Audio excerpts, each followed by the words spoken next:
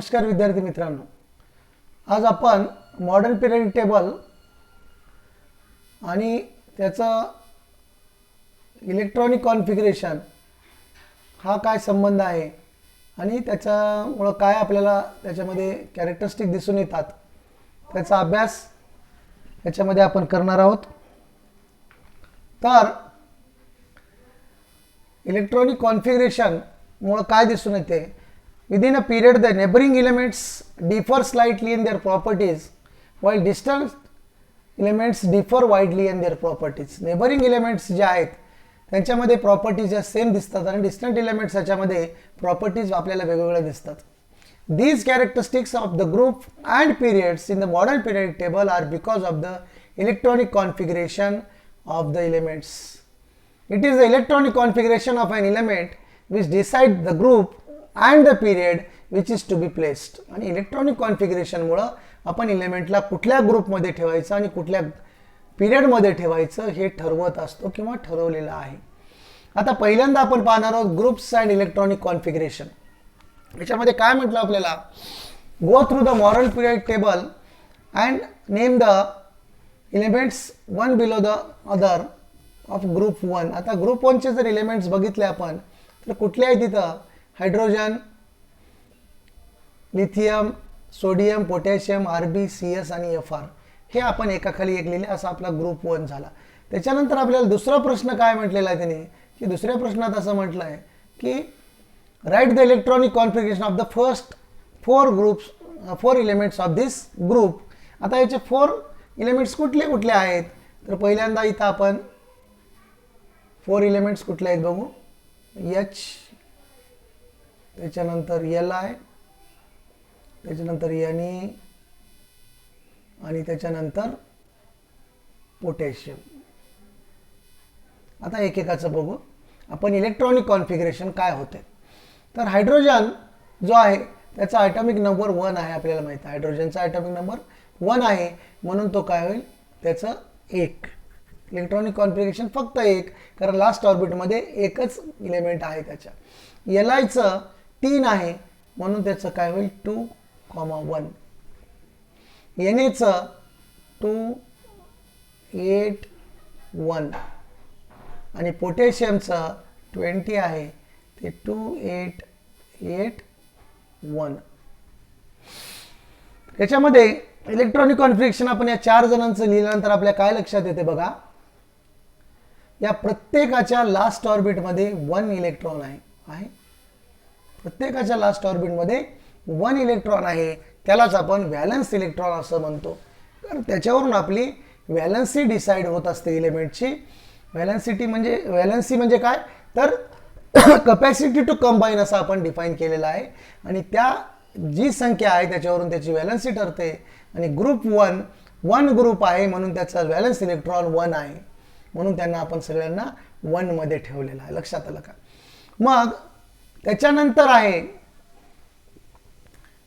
इथं काय सांगितलंय, you will find that the number of valence electrons in all the elements of group 1 that is the family of alkali metals is the same. Similarly if you look at the elements from any other group. आता any other ग्रुपचा जर आपण विचार केला तरी आपल्याला ते लक्षात येईल. आता सेकंड ग्रुपचा विचार करू आपण. बेरिलियम, मॅग्नेशियम आणि कॅल्शियम हे 3 जर आपण त्याचे घेतले तर इथं बघा बेरिलियम, मॅग्नेशियम आणि कॅल्शियम. बेरिलियमचा ॲटॉमिक नंबर 4 आहे, मॅग्नेशियमचा 12 आहे, कॅल्शियमचा 20 आहे. मग आता यांना आपण यांचं इलेक्ट्रॉनिक कॉन्फिगरेशन मांडण्याचा प्रयत्न करू. बीई, त्याच्यानंतर Mg, त्याच्यानंतर कॅल्शियम. बीईचा 4 ॲटॉमिक नंबर आहे, म्हणजे त्याचं इलेक्ट्रॉनिक कॉन्फिगरेशन 2,2. त्याच्यानंतर MgMचं किती आहे, 12 आहे Mgचं, म्हणून 2, 8, 2. आणि कॅल्शियमचं आहे 20, ते होईल 2, 8, 8, 2. आता इथं जर बघितलात तुम्ही ग्रुप 2 आहे, म्हणजे व्हॅलन्स इलेक्ट्रॉन किती आहेत, 2 आहेत. आणि सगळ्यांचे व्हॅलन्स इलेक्ट्रॉन हे सेम आहेत, म्हणून त्यांना आपण ग्रुपमध्ये 2 मध्ये ठेवलेला आहे. तर अशा पद्धतीनं त्याचा ग्रुप डिसाईड करतो तो. आलं का लक्षात. ग्रुपची माहिती घेत आहोत म्हणून ग्रुप हे सांगत आहे तुम्हाला. परत आपण जर विचार केला की बुवा अजून एखादा ग्रुप घेता येईल का, तर इथं परत त्यांनी सांगितलंय similarly there are 7 electrons in the outermost shell of the elements such as fluorine and chlorine which are in a 17th group, 17व्या ग्रुपमध्ये जे आहेत. आणि फ्लोरीन आणि क्लोरीन जर आपण बघितलं तर त्यांचं सुद्धा आपल्याला इलेक्ट्रॉनिक कॉन्फिगरेशन लिहिता येईल. हा फ्लोरीन, हा क्लोरीन. आता फ्लोरीनचा ॲटॉमिक नंबर 9 आहे म्हणजे त्याचा 2, 7 असं होईल. आणि क्लोरीनचा 17 आहे म्हणून 2, 8, 7 होईल. इथं जर तुम्ही तर बघितलात तर परत त्याचा ॲटॉमिक नंबर काय इथं आपलं ॲटॉमिक नंबरवरून आपण इलेक्ट्रॉनिक कॉन्फिगरेशन केल्यानंतर काय लक्षात येते, तर व्हॅलन्स इलेक्ट्रॉन हे 7 आहेत. तर असं प्रत्येक ग्रुपचं आपल्याला इथं वैशिष्ट्य दिसून येते, त्यामुळे त्यांना आपण तशी मांडणी केलेली आहे. आता परत याच्यात अजून एक गोष्ट काय लक्षात येते आपल्याला की बुवा सेलची जी संख्या आहे, हायड्रोजनचं सेल 1 होतं, त्याच्यानंतर हायड्रोजनच्या नंतर कोण होता, लिथियम, त्याच्या 2 सेल होत्या, त्याच्यानंतर सोडियम होता 3 सेल होत्या आणि पोटॅशियमच्या 4 सेल होत्या. इथं सुद्धा बघितलं आपण फ्लोरीनच्या 2 सेल आहेत, क्लोरीनची 1 सेल आहे. म्हणजे सेलची संख्या टॉप टू बॉटम ही 1 ने वाढत जाते आणि व्हॅलन्स इलेक्ट्रॉन हे सेम असतात, हे आपल्याला ग्रुपच्या बाबतीत दिसून येते. However, आता इथं आपल्याला काय सांगितले, from this we can say that the electronic configuration of the outermost shell is characteristic of a particular group. Outermost सेलचं इलेक्ट्रॉनिक कॉन्फिगरेशन त्याचं कॅरेक्टरिस्टिक असेल पर्टिक्युलर ग्रुपचं म्हटलेलं आहे. However, अजून एक आपल्याला काय दिसून येतो, as we go down a group the number of shells goes on increasing. आणि आपण जसं गो डाऊन जाऊ, खाली जाऊ, तसं आपल्याला नंबर ऑफ सेल्स वाढताना दिसतील. हे आहे पिरियडिक टेबल, ज्याची माहिती आपण घेतलेली आहे, घेत आहोत. आता परत पिरियड्स अँड इलेक्ट्रॉनिक, पिरियडचा आणि इलेक्ट्रॉनिक कॉन्फिगरेशनचा काय संबंध आहे मग. On going through the modern periodic table it is seen that the elements Li, Be, C, N, O हे जे आहेत ते सेकंड पिरियडमध्ये आपल्याला दिसून येतील.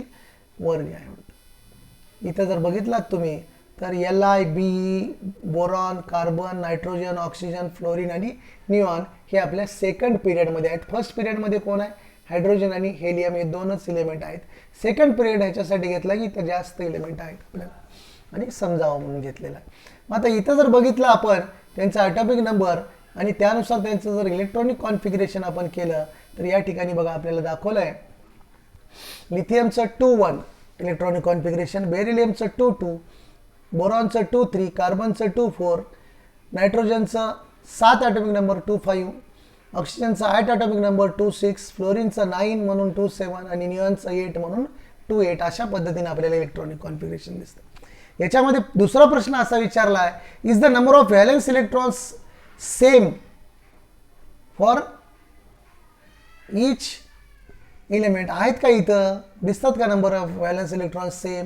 लिथियमचं बघितलं तर 1 आहे, बेरिलियमचं 2 आहे व्हॅलन्स इलेक्ट्रॉन, त्याच्यानंतर फ्लोरीनचं बघितलं तर 7 आहे, निऑनचं 8 आहे. म्हणजे इथं आपल्याला व्हॅलन्स इलेक्ट्रॉन हे सेम दिसणार नाहीत. मग सेम काय आहे इथं, is the number of shell the same in these.